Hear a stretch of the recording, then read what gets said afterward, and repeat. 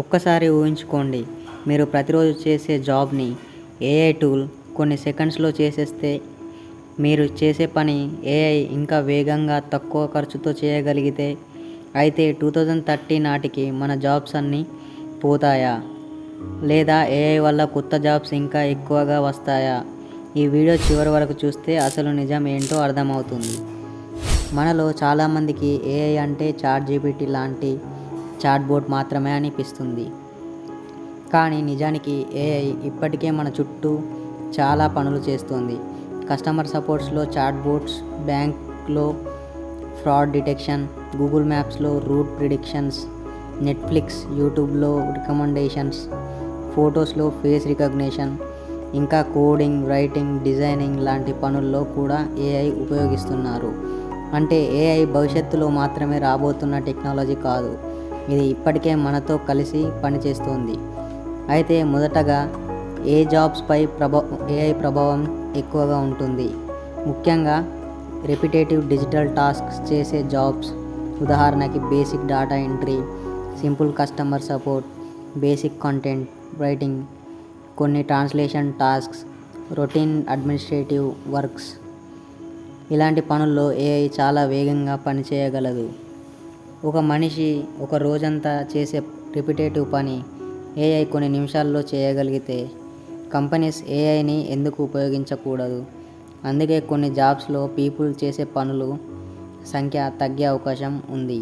కానీ ఇక్కడే ఒక ముఖ్యమైన విషయం ఉంది. జాబ్ పోవడం, జాబ్ పూర్తిగా డిసప్పియర్ అవ్వడం రెండూ ఒకటే కాదు. ఒక ఏఐ టూల్ మీకు ఒక ఆర్టికల్ రాసి ఇవ్వగలదు, కానీ ఆర్టికల్ నిజంగా సరైనదా, దాని ఇన్ఫర్మేషన్ ట్రస్ట్ వర్తీనా, ఆడియన్స్కి ఏం కావాలో ఏఐకి తెలుసా? ఇలాంటి విషయాల్లో మనిషి జడ్జిమెంట్ ఇంకా చాలా ఇంపార్టెంట్.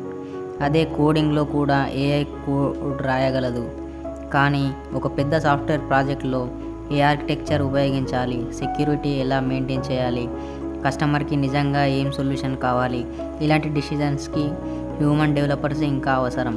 అందుకే భవిష్యత్తులో ఏఐ మనుషులను పూర్తిగా రీప్లేస్ చేయడం కంటే ఏఐని ఉపయోగించగలిగే మనుషులు ఏఐని ఉపయోగించని మనుషులను రీప్లేస్ చేసే అవకాశం ఎక్కువ. టెక్నాలజీ వచ్చిన ప్రతిసారి కొన్ని జాబ్స్ తగ్గుతాయి, కానీ కొత్త జాబ్స్ కూడా పుడతాయి. ఇంటర్నెట్ వచ్చినప్పుడు ఎన్నో ట్రెడిషనల్ పనులు మారిపోయాయి. అదే సమయంలో web developers, digital marketers, cyber security professionals, app developers లాంటి కొత్త కెరీర్ పెరిగాయి. అలాగే ఏఐ వల్ల కూడా కొత్త జాబ్స్ వస్తున్నాయి.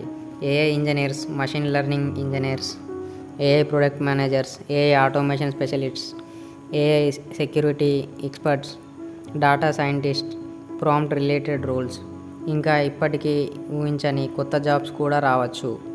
ఎందుకంటే టెక్నాలజీ ఇవాల్వ్ అవుతున్నప్పుడు మనిషి చేసే పనులు నేచర్ కూడా మారుతుంది. అయితే 2030లో మనం ఏం చేయాలి? ఒక స్కిల్ మీద మాత్రమే డిపెండ్ అవ్వడం రిస్కీ. ముఖ్యంగా ఏఐ టూల్స్ ఉపయోగించడం నేర్చుకోవాలి. కానీ ఏఐ టూల్ యూజ్ చేయడం మాత్రమే సరిపోదు. మీ ఫీల్డ్కి సంబంధించిన నాలెడ్జ్ ఉండాలి, ప్రాబ్లమ్ సాల్వింగ్ నేర్చుకోవాలి, కమ్యూనికేషన్ ఇంప్రూవ్ చేసుకోవాలి, క్రియేటివిటీ డెవలప్ చేసుకోవాలి. ముఖ్యంగా ఏఐతో కలిసి పనిచేయడం నేర్చుకోవాలి. మీరు ప్రోగ్రామర్ అయితే ఏఐతో కోడింగ్ చేయడం నేర్చుకోండి. మీరు డిజైనర్ అయితే ఏఐ డిజైన్ టూల్స్ ఉపయోగించండి. మీరు కంటెంట్ క్రియేటర్ అయితే ఏఐని రీసెర్చ్, ఎడిటింగ్ ఐడియాస్ కోసం ఉపయోగించండి. అంటే ఏఐని మీ కాంపిటీషన్గా కాకుండా మీ అసిస్టెంట్గా మార్చుకోండి. మరి 2030లో ఏఐ మన జాబ్స్ అన్నీ తీసేసుకుంటుందా? లేదు. కనీసం ఇప్పటి వరకు ఉన్న ఎవిడెన్స్ ఆధారంగా అన్ని జాబ్స్ పోతాయి అని చెప్పడానికి కారణం లేదు. కానీ ఒక విషయం మాత్రం చాలా క్లియర్. కొన్ని జాబ్స్ మారుతాయి, కొన్ని టాస్క్స్ ఆటోమేట్ అవుతాయి, కొన్ని జాబ్స్ తగ్గవచ్చు, కొత్త జాబ్స్ పుట్టవచ్చు. మరి ఈ మార్పులో ఎవరు ముందుంటారు? ఏఐని భయపడేవారు లేదా ఏఐని ఉపయోగించడం నేర్చుకునేవారు? కాబట్టి ఏఐ మన జాబ్స్ తీసుకుంటుందా అనే ప్రశ్న కంటే ఏఐ వచ్చినప్పుడు నేను ఏం నేర్చుకోవాలి అనేదే మనం అడగాలి. మీరు 2030కి ముందు నేర్చుకోవాల్సిన 7 ఏఐ ప్రూఫ్ స్కిల్స్ గురించి ఈ వీడియో కావాలంటే కమెంట్లో ఏఐ స్కిల్స్ అని పెట్టండి. ఇలాంటి ఏఐ టెక్నాలజీ, సైన్స్ మరియు ఫ్యూచర్ వీడియోస్ కోసం ఛానల్ని సబ్స్క్రైబ్ చేయండి. మళ్ళీ ఒక ఇంట్రెస్టింగ్ టెక్నాలజీ టాపిక్తో కలుద్దాం. Thanks for watching.